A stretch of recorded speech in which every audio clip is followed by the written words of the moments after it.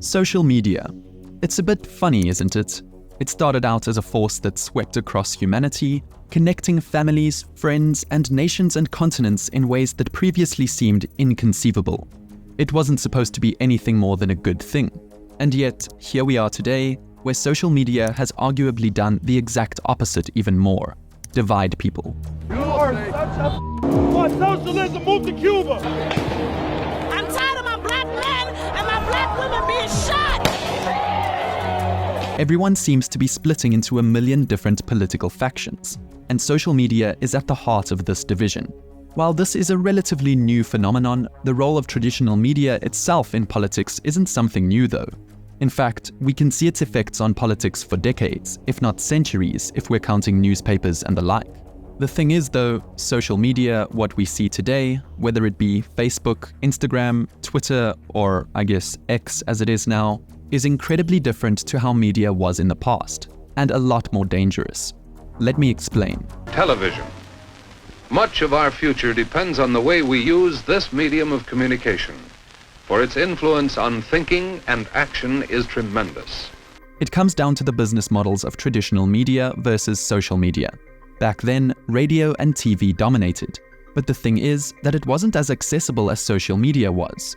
It was mostly national or local in scope, written by professionals who, by and large, were held to a bare minimum ethical standard, and were constrained by fees from sales and advertising that meant they were incentivized to appeal to the average consumer as much as possible. This meant that the actual, quote, gatekeepers of radio and TV were actual content producers.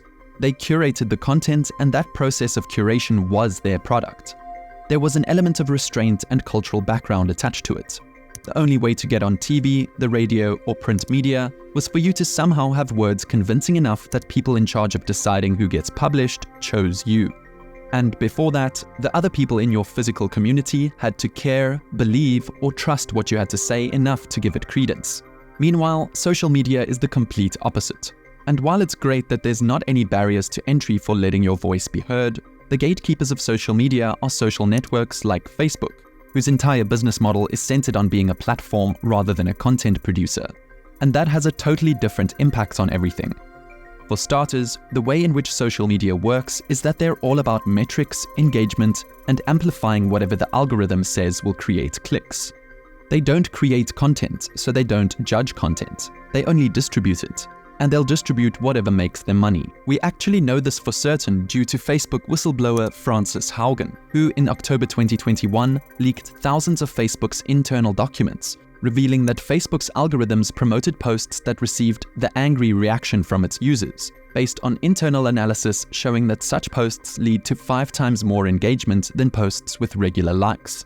Years later, Facebook's researchers pointed out that posts with angry reactions were much more likely to be toxic, polarizing, fake, or low quality. It also showed that in 2018, Facebook overhauled its newsfeed algorithm, implementing a new algorithm which favored meaningful social interactions, or MSI. The new algorithm increased the weight of reshared material, a move which aimed to reverse the decline in comments and encourage more original posting, which, while successful, increased anger on the site even more. And they knew this too, but didn't care.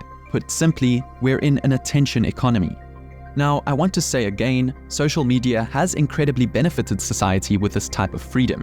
It certainly brought a lot of good. It's just, how much good is it relative to the bad? It's something that's extremely hard to quantify. And for that, I think we should start at the beginning, when modern social media really started to take an effect on politics. Now, I understand times are hard. This won't be easy. The storm hasn't quite passed yet. Sometimes the skies look cloudy. It began with Democratic presidential candidate Barack Obama's 2008 presidential campaign. This was the beginning of the social media revolution. His strategy revolved around connecting directly with American voters via online social networking sites like Facebook and MySpace, being the first to utilize social media.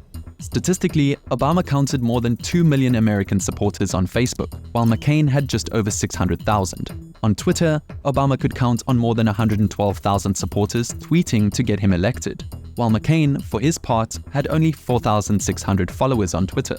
The difference in reach was huge. The results spoke for themselves too.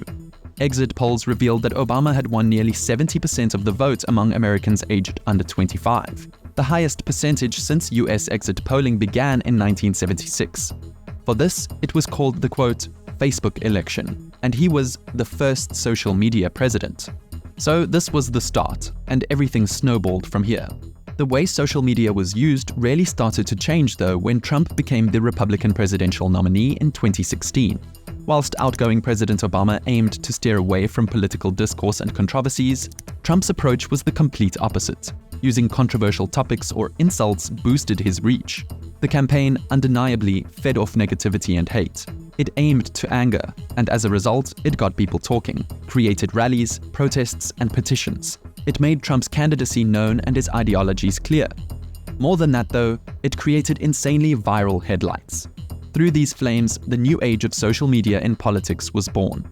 Like I said before, social media companies only care about the metrics. So in politics, the more visceral the message, the more quickly it circulates, and the longer it holds the darting public eye. Naturally, this goes hand in hand with using misinformation to create explosive claims. That's why, if we look at the landscape of media today, an article in a Pulitzer Prize-winning newspaper nowadays holds the same, if not less, value than a viral post on X or Facebook that probably isn't even real. In a study done by MIT, analyzing 126,000 news stories over 11 years, researchers found that false news stories are 70% more likely to be retweeted than true stories are, and false news reached 1,500 people about 6 times faster than the truth. Once again, showing that tweets that elicit fear over calm, falsehood over truth, outrage over empathy spread the quickest. This is further confirmed by another study done in 2021, published in the Proceedings of the National Academy of Science. The study showed that social media posts are 67% more likely to be shared with every word attacking one's political opponents, while across multiple datasets, the main catalyst of engagement was anger. Put simply, emotionalism is prized over reason, and that is detrimental to not only politics, but democracy itself. As we all know, it's way harder to debunk misinformation than to spew it. So people, or even literal bots, can just spam information to push a certain narrative successfully. In 2013, by Twitter's own estimation, there were roughly 10.75 million non-real Twitter users, while by 2017, there were approximately 48 million, up to 15% of the social media site's users. If we look at data from 19 countries polled on this from Pew Research Center in 2022, most countries will overwhelmingly agree social media has made it easier to manipulate people with false information. You'll also notice that when narrative pushing starts to happen, social media platforms tend to start piling a ton of anecdotal evidence to support any opinions you want, no matter how nonsensical they may be. As a result, we get two halves of the world living in different realities, or should I say, echo chambers. So if we look at how this has played out in the current political landscape, well, data from Pew shows over time from 2016 to 2022, Republicans and Democrats have become much more hostile with how they describe each other. Older survey data does show that partisan negativity began to grow in the 1970s, with roots in the counterculture movement arguably creating the modern-day culture wars as we know it, with big leaps in the 1990s and the early 2000s. But still, we're currently seeing unparalleled increases in division. If we're to look again at data from Pew in 2022, most people all over the world believe this is happening, though it seems to be something that's especially affecting the US more than any other country.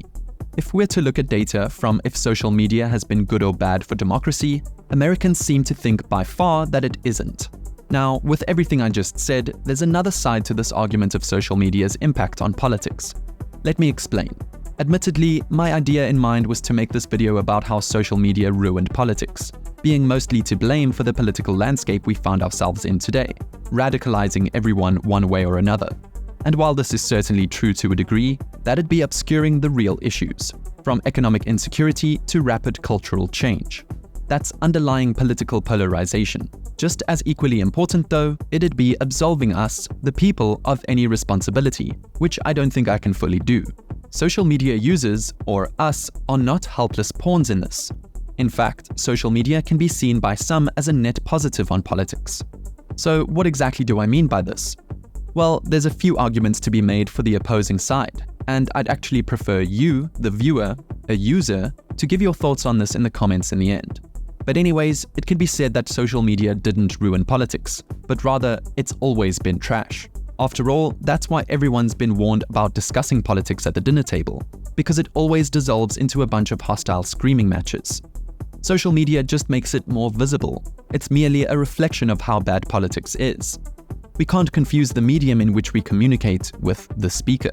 This can arguably be seen as the TV rots your brain kind of argument, except for the next generation, which itself was an evolution of the only book you should read is the Bible. New media always causes revolutions, and revolutions are disruptive. But the solution isn't usually to blame the new media. It's for people to adapt and create a mindset that's immune to the dangerous tendencies introduced by it. It's true, though, that this instance is probably the biggest challenge with the sheer scale of the phenomenon. So it requires developing new forms of media literacy. Doing this creates other problems, though. Whoever decides what is disinformation or misinformation is essentially curating the information space, and therefore defining what is true or not true for an entire society. That is incredibly dangerous for free speech and democracy as well, just as disinformation is. A good example of this is in 2022, when investigative journalist Li Fang came out with that Twitter collaborated with the Pentagon on a secret propaganda campaign that amplified pro-American and anti-Iranian accounts in the Middle East. And we know that the US government has collaborated with Twitter in many other ways too. Or another example of something from the Facebook leaks was back in 2020, when Vietnam's communist government threatened to shut down Facebook if the social media company didn't cooperate on censoring political content in the country, which they decided to do. Besides this, politics is meant to be talked about, and for the first time in history, we have a great tool to connect with people and learn things. So between the emotions and name-calling, there's extensive information, new perspectives, and great conversations. Arguably, in many ways, it's better for discussion between people who are equipped for it.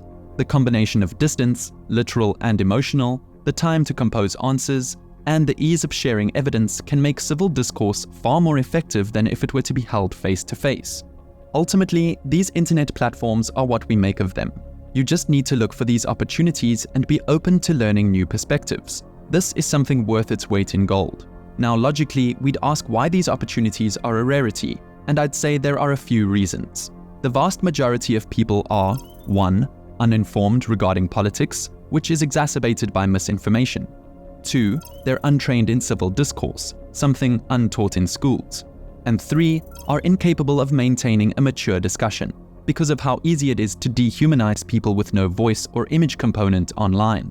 If we look at data about how social media has affected the civility of political discussions in 2022, most countries agree it's made people less civil. This is obviously intertwined with the emotionalism of politics, and it isn't a slight on anyone. And I think we've all been guilty of these things at times. So how do we fix this? Well, it's not that the average person is dumb. It's that they are either too lazy or simply don't have the time to do due diligence when it comes to what's true or not, given the hundreds of claims made online each day. We'd need the education system to seriously progress to produce individuals who are willing to do that. It'd be going into uncharted territory. In the US, Delaware and New Jersey are the only states with laws that require media literacy training for students from kindergarten through 12th grade, as of 2024. So there's a lot more ways to go. And anyways, the truth often requires complex background knowledge that you can't expect most people to have, or again, have the time to learn and understand. This is why people rely on trusted experts, and why dishonest actors attempt to undermine trust in those experts as a key part of their campaigns. There's also something broader happening in modern society that needs to get fixed too, that goes hand in hand with this, and that is the desire for quickly digestible information and the inability to engage with larger pools of information and nuance. It's why we've seen the rise of TikTokers going over politics with quick edits, or the famous Instagram infographics we've seen for a few years now. This undoubtedly has contributed to political divisions in multiple ways, especially among Gen Z. I'm not really sure what our future holds in regards to social media and politics. I'd go as far as to say the damage is already done. Political actors are exploiting online platforms to spread false information, create discord, and undermine the credibility of democratic institutions. With the help of AI, deepfakes, and memes, these dividers will keep sowing discourse. But fortunately, social media does not usually reflect real life, something that more people are beginning to understand too. Despite everything, the majority of people around the world believe that social media is leading to more informed citizens. And at the heart of democracy, the idea of a rational, informed citizen needs to be found. In the end, social media is like having access to a huge library with many times more authors than a normal library, which is amazing, except that unfortunately, an actual library of knowledge would have editorialized and peer-reviewed content. So this just leaves us with a ton of information that no one fully understands. Despite everything though, let me know what you think about all this. Has social media ruined politics? Thank you for watching.